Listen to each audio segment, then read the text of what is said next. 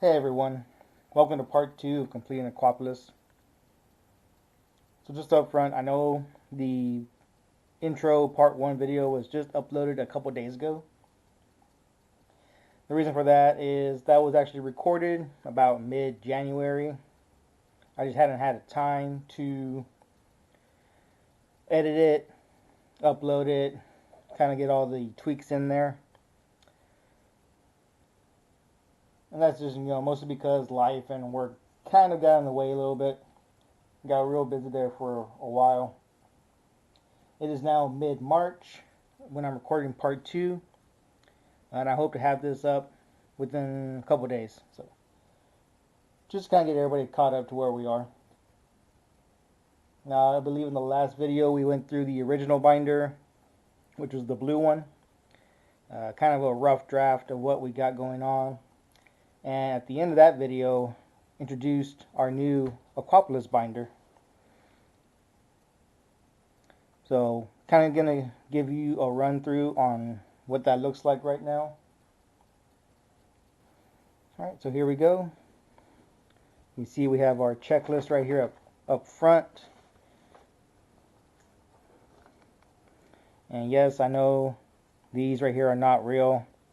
These are proxies that I printed. So when I'm at the shows, I know what they look like without having to dig up my phone. Kind of saves time going between booths and vendors. So just kind of flip through this real quick, kind of see where we're at.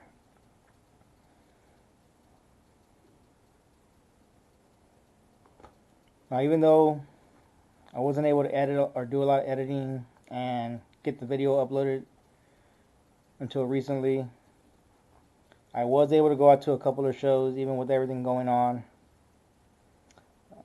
And I'll show you this stack right here. Quite a bit of pickups.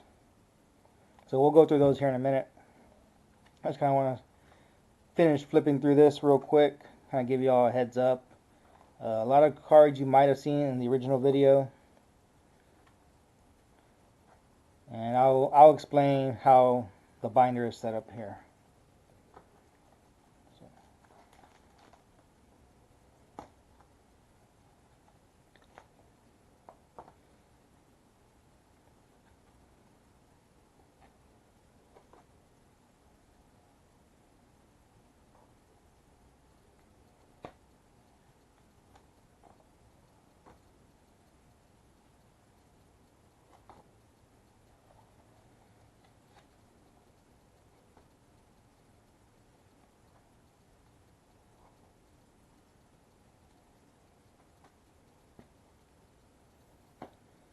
So if you can, I don't know if you can tell in the video, but a lot of empty spots. A lot of empty spots. And of course our big three here are 3 crystal cards. So just kind of give the breakdown how this is being organized.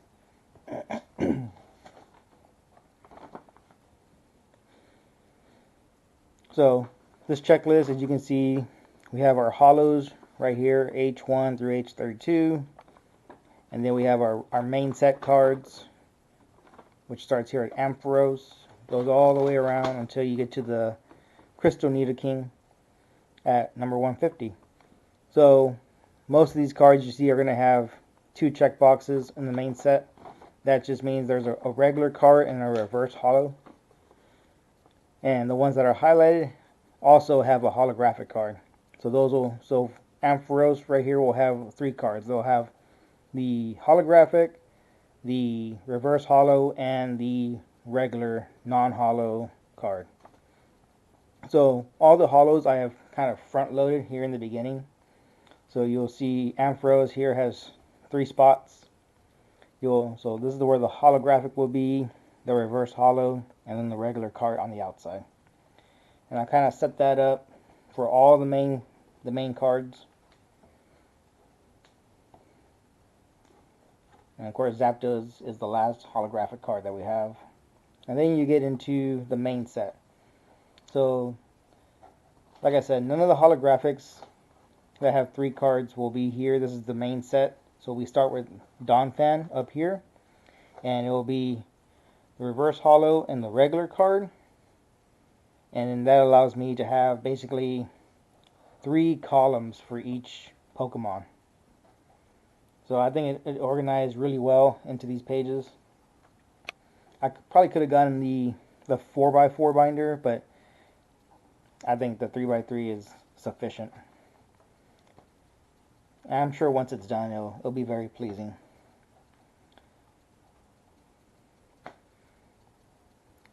These place cards that I got, I'll put the link in the description. It's just like a website I found on Reddit where you can go and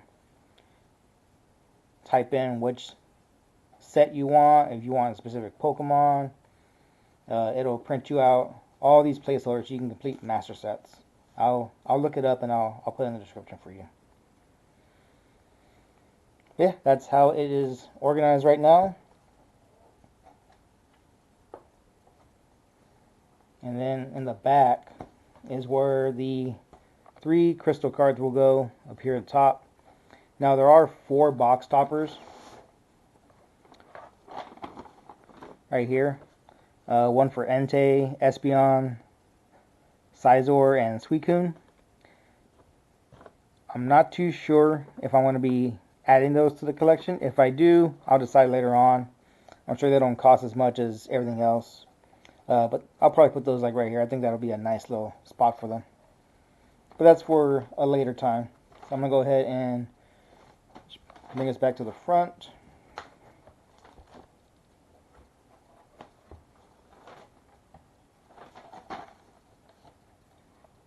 And kind of show you what our pickups were for this month, or for the last month and a half, basically.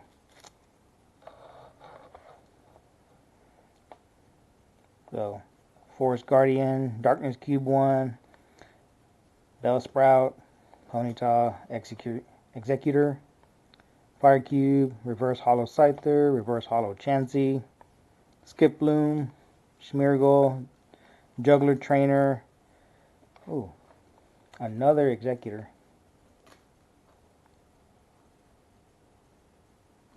I think we did already have that. Yep. So we already have our first duplicate. This is going to happen. It's a little frustrating when it does because, you know, you basically pay, but fortunately it was just a regular card and not a reverse or a holographic. So we'll just kind of put it off to the side, and we'll probably go in the trade binder for something else that we might need.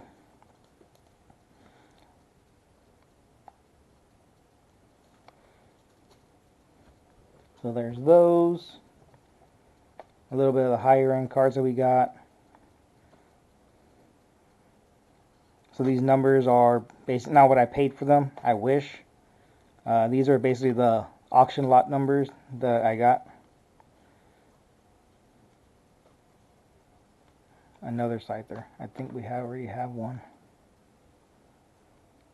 That was a good pickup. This Entei, this holographic Entei, that was a good pickup.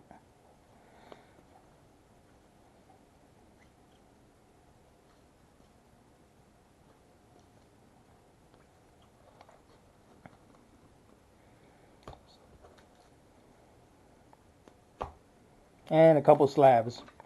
So these were just kind of what I could find. We will probably wait to crack these until we absolutely need to. So we're just going to hold these off to the side. We won't mark them on the checklist. And if we need to crack them at the end of the year, we will, but let's hold off. So you can see some of the pages are coming along nicely. Definitely a lot of holes. We're going to try to fill those up today. You know, for a month and a half, that's not bad. It's not bad. Believe me, I went to a lot of shows, did a lot of auctions, and you know, that's what makes this so rewarding. Is these are hard to find right now. Vintage is hot right now in the market. and people are eating e-readers up. I've been through several shows where I literally go to every single vendor and ask for e-readers, and it's the same story every time. Oh, you should have been here earlier. Some guy came and bought them all.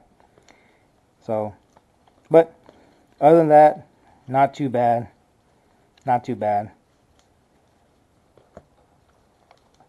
You know, because even some of the regular commons right here, so hard to find. No one really took care of these. You know, these are the cards that you played with. You swiped them through the Game Boy. In case you didn't know what an e-reader actually did back in the day, that's what this little dot code is. You get the Game Boy Advance, it has a little plug. You can plug it on top, and you just swipe it through. You can play a little mini game. Only the ones that have this like scratchy dot code right here, not like a reverse holo, because Wizards of the Coast knew that this was not meant for swiping. Only the regular cards were meant for swiping.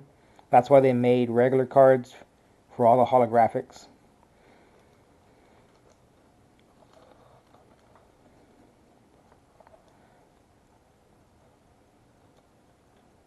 So, we'll go through them, and I'll show you how they look and the condition as best I can. I'm not trying to build the most expensive. I'm not looking for PSA 10s or anything. But I do want this binder to look clean and something I'm going to be proud of later on. I think the worst one that I got is going to be the Zapdos. It is definitely damaged. I don't know if you all saw that in the first video, but I'm just going to pull that out real quick. So, I don't know if y'all can tell, but definitely a crease right here.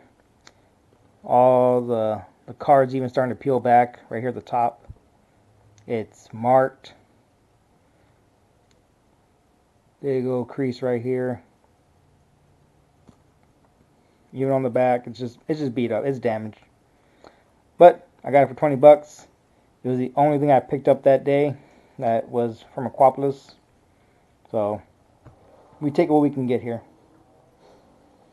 But I'll probably end up upgrading it later on once I complete the set. Once it's all said and done, I'll upgrade it gradually over the time. But without any further ado, let's go ahead and just start putting these in the pockets. So I'll be putting the list over here off to the side and kind of referring to it as we go through it.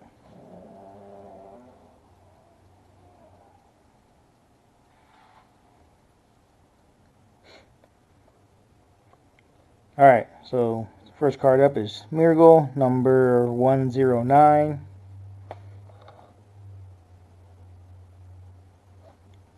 I believe that's going to be right past the Slowpoke. What's good about these placeholders is that they're actually numbered, so I don't got to look too hard on the checklist.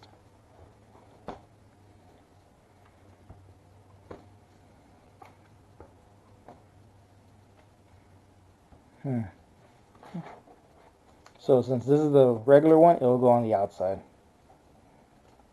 Now some of you might see like this Porygon over here. There's actually two Porygons. There's an A and a B. The reason for that is because Porygon A has a different mini game than Porygon B. So if you wanted to play both, you would have to collect both. So there's actually 4 Porygon cards in Aquapolis, which makes it rather difficult because if you're looking for Porygon B reverse holo, you keep finding everything else. Bit frustrating, but it's part of the challenge. Next card up is going to be the Juggler number 126. So trainers obviously in the back. Alright, we'll go ahead and take out this placeholder.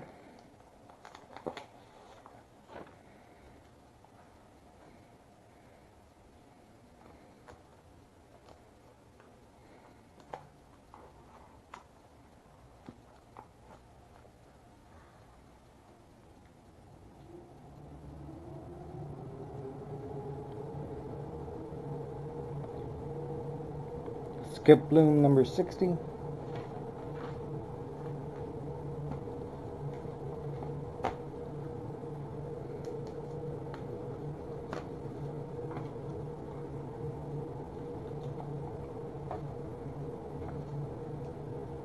Reverse Chansey 69. Perfect.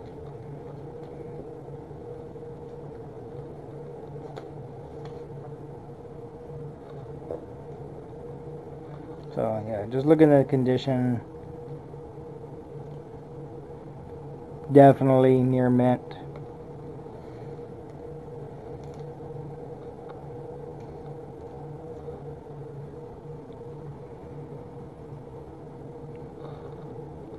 Scyther 106 reverse hollow.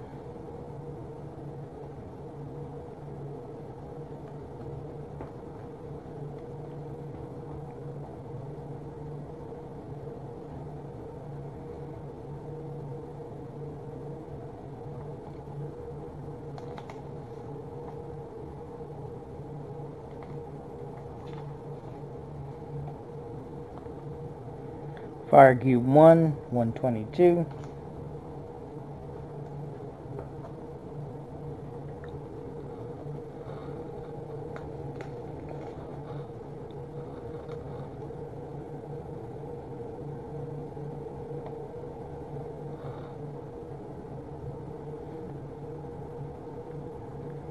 Executor number 12. A little bit of whitening on the bottom, but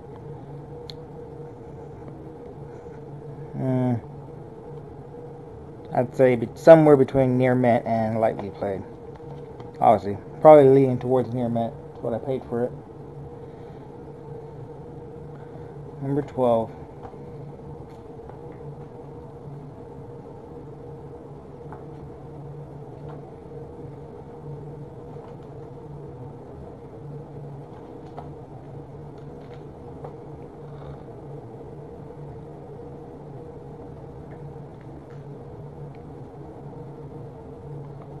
Right there. I tell you, it's always satisfying to be able to fill in the front of the binder. Obviously, that's where the chase cards are. But you know what? Even the chase cards, even though there's chase cards here, this set is so sought after and so highly regarded that even finding a regular common like that trainer, the Fire Cube trainer, is rewarding. It's very satisfying when you find something. So this is Hypno 16. Oh, right there. Perfect.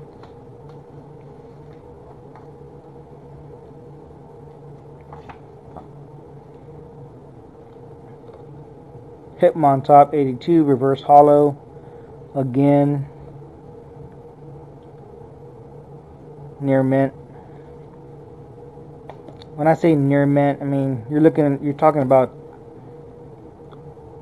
20 plus year old cards right here.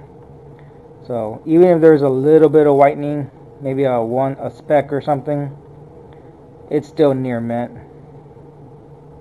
Oh, actually, this one has a crease right there. I hope I saw that when I bought it.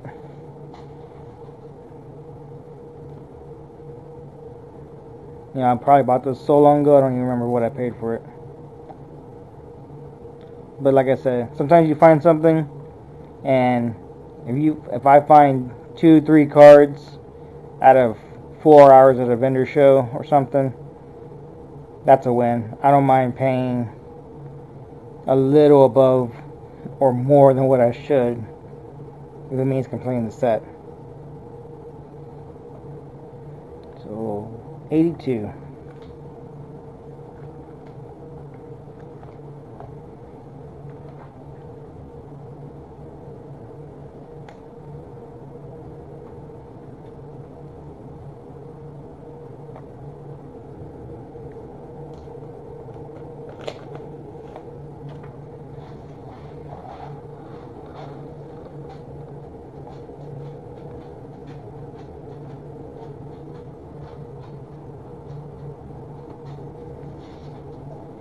Porygon 103B.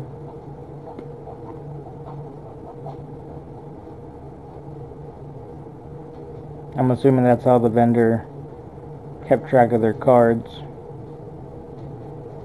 A little bit of whitening up there, but I'd say near mint.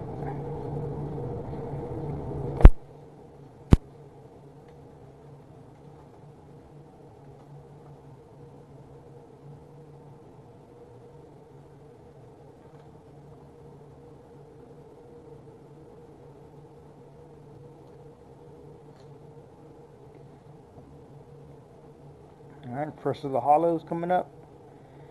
Blissey H6.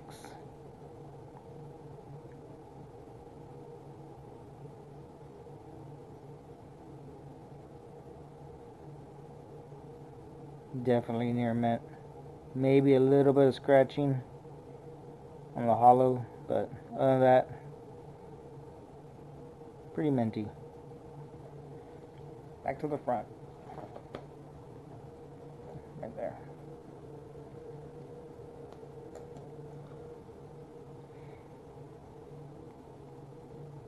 Electrode reverse hollow number 8, right here.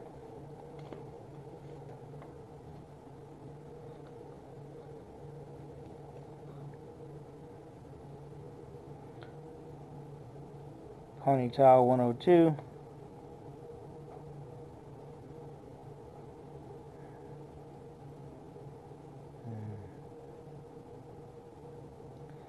A little bit of wear on this corner. Oh, a little bit more probably now. Wear in all the corners, so definitely lightly played. But it's a common. You know, wasn't much to begin with. 102.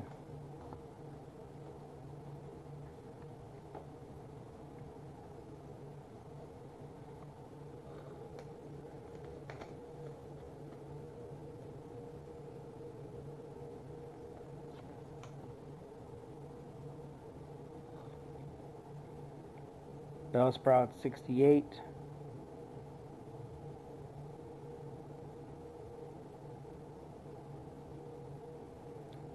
Couple of white spots around the edges. Not too bad.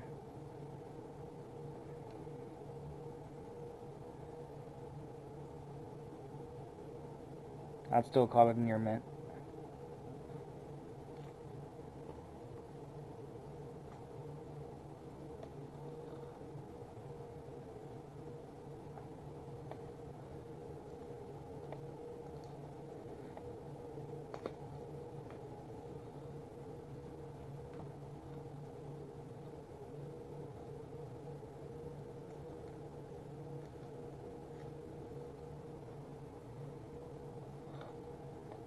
Darkness Cube 01, 119.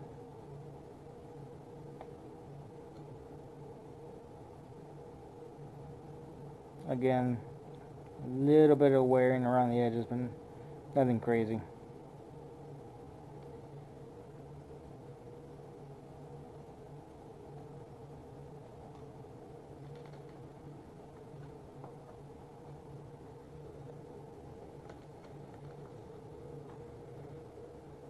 You know, sometimes finding these trainer cards are the hardest ones to find. Nobody really gives too much concern about trainer cards unless you're playing, but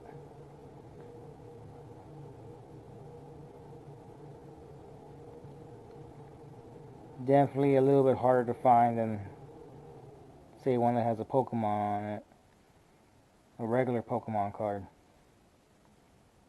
123, Forest Guardian, right here.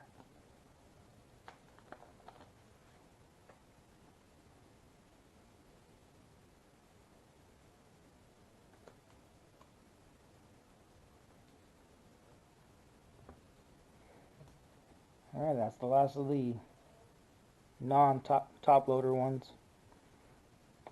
So here we go into our more higher end cards. So we have Vileplume here.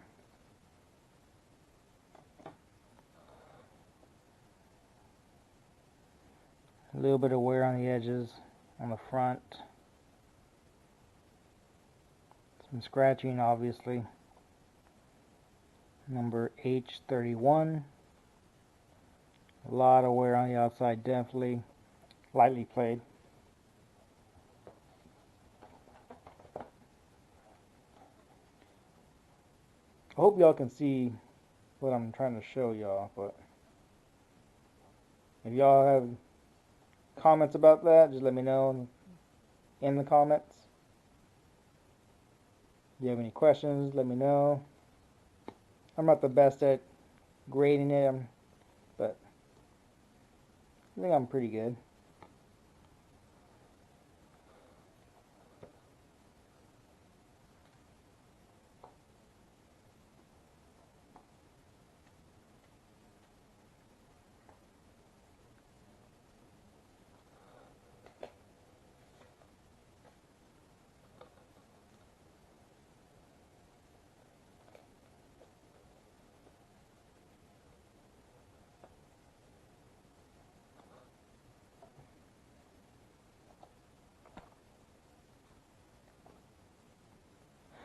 Traveling Salesman, reverse hollow.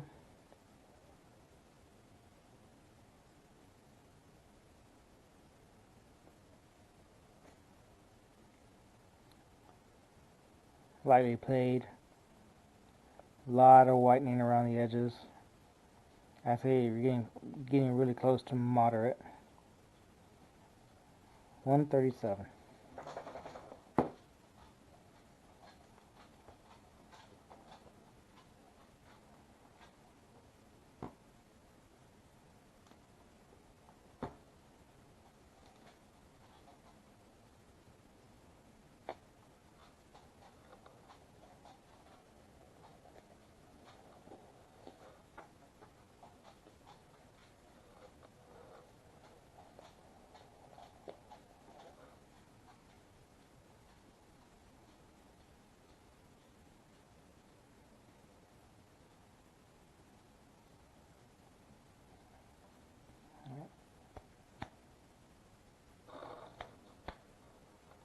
Next up we have Nine Tails. Ooh, that came out of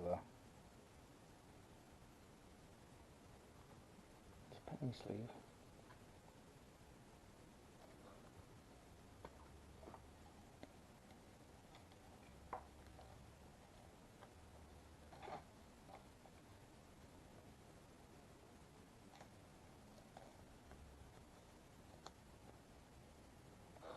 Okay. Big scratch right here. Definitely heavy played. A lot of whitening. A lot of damage around the corners. Definitely heavily played. If not damage because of that scratch. That's not a scratch. That's a gouge. That's a straight gouge.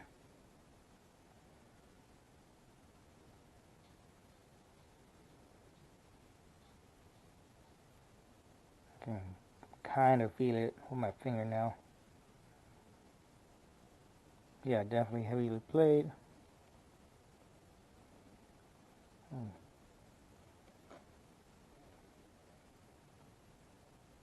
Yeah.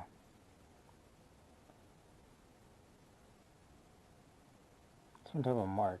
Oh. Something was there. That's gone.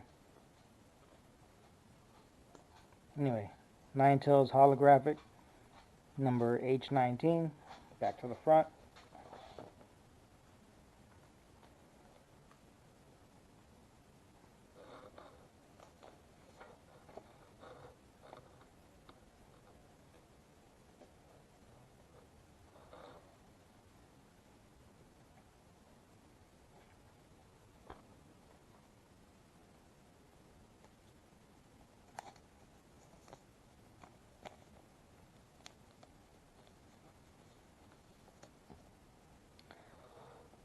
Steelix.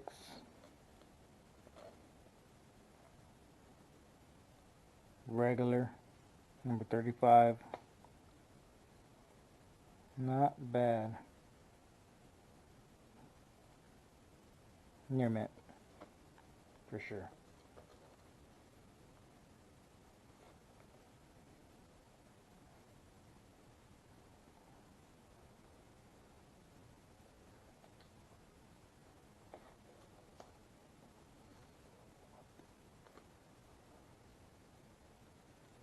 Probably one of the more beautiful cards in the set is the Steelix, in my opinion. Still looking for that holographic though.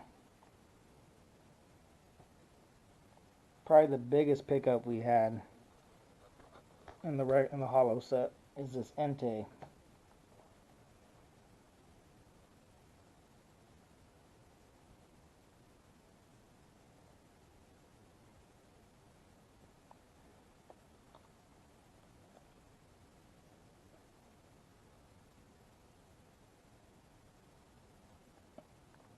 Couple of white spots on the bottom. Some whitening on the edges.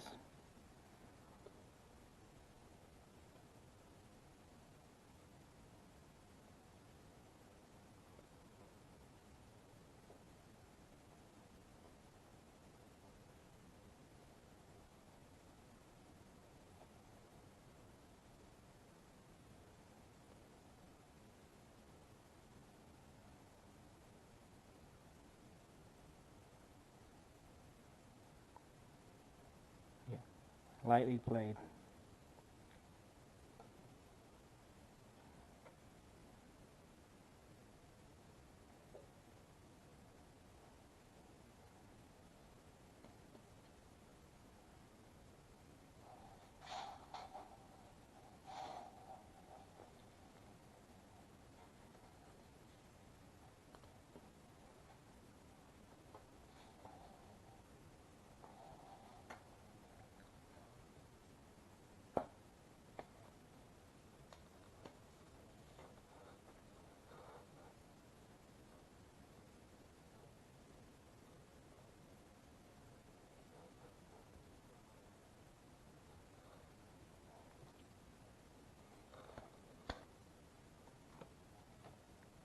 Alright, Pincer reverse holo, number 101.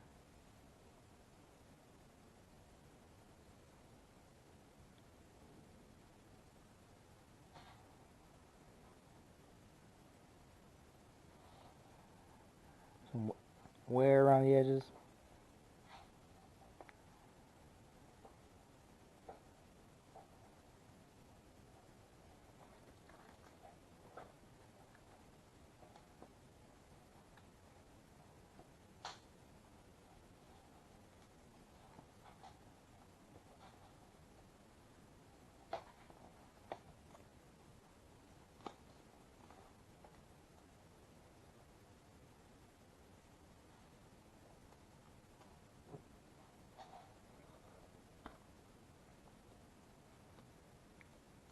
Grass cube, number 124.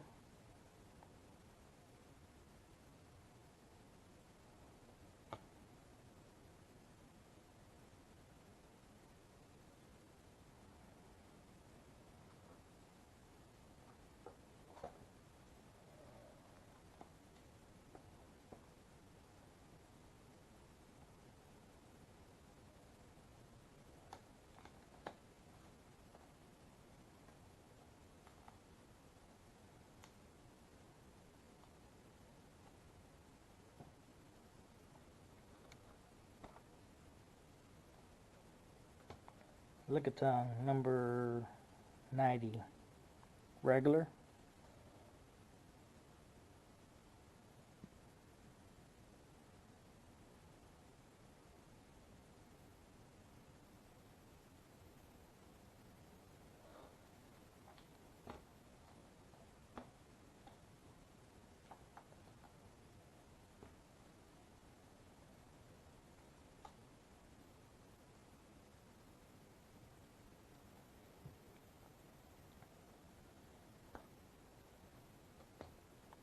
Dawn Fan regular, number 7.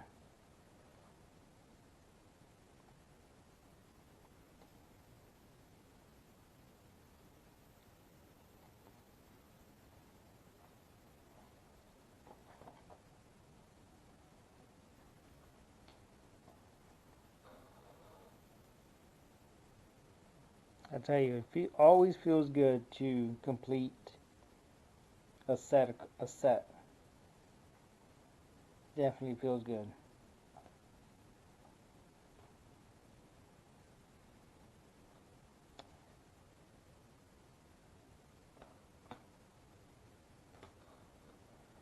Merrill, number 53.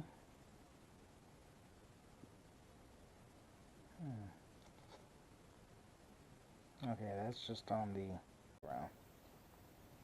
A little bit of a scratch right there. But the card looks pretty good.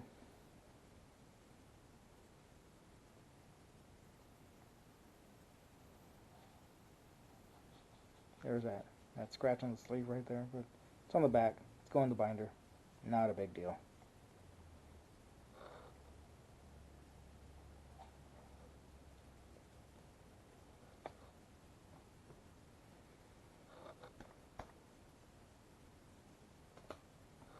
The non-crystal Nidoking reverse hollow.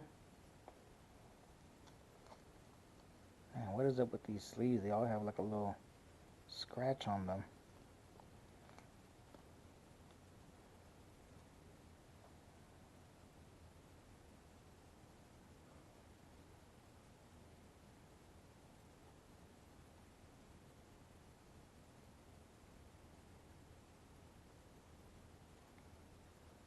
Number 24.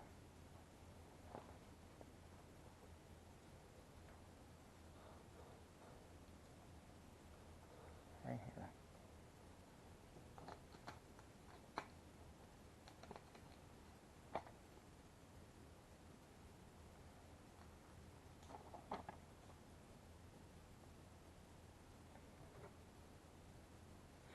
Alright, this Scyther I believe we already have. I'm going to put him with the Executor. Just over there. We'll add him to the trade binder. We'll see if we can swap him out for something else. And I believe that's it.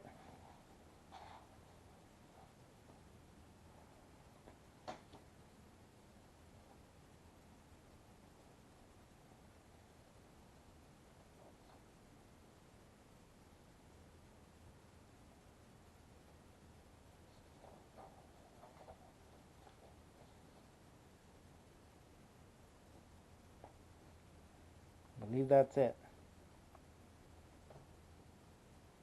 Now, like I said, these slabs, we'll wait to crack them until we absolutely have to. We're still going to be hunting for these.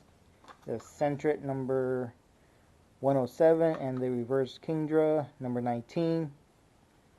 Hopefully we find them. If not, we'll crack those in December. We'll have like a special video if we do. And that's about it for today. Thanks for sticking around.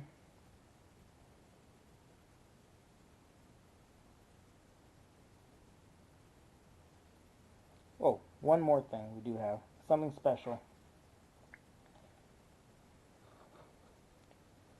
The Crystal Kingdra. This was a good find. It's hard to find these crystal cards and out there. A lot of them are in slabs now, graded, and considerably more expensive. Prohibitively almost. But we did find this in a raw version. It is lightly played. So, not too bad. No major scratches, nothing that's going to detract from the front. Just a little bit of whitening right here on the back. That's about it. So, good pickup. Great to have. We're going to put him where he goes.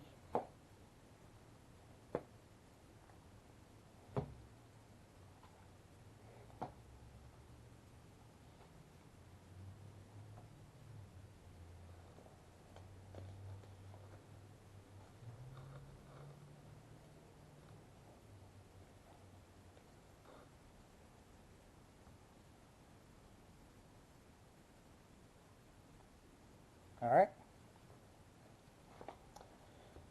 Kind of give it a quick flip through right now.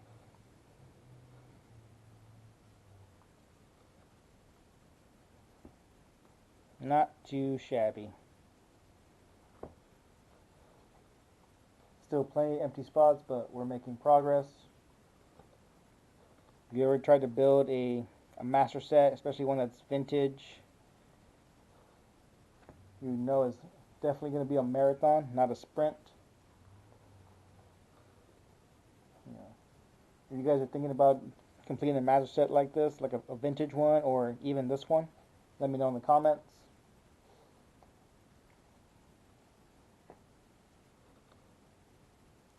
I want to thank y'all for sticking around. This is probably going to be a long video due to just the amount of cards that we had come in. Going forward, I'm going to try to do one every month. So we're already mid-March right now.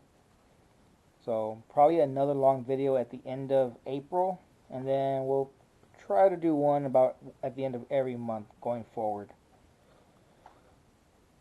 Just so it's not a lot. Let me know if you all like the format of the video. If there's anything I could do different, make it easier to watch, more enjoyable, let me know. And I'll keep posting updates as new cards come in and the binder continues to fill out. As always, you know, we're looking for that Crystal Lugia. So, right there. We'll find it eventually. So that's it for now. Thanks for watching, and I will see y'all in the next one.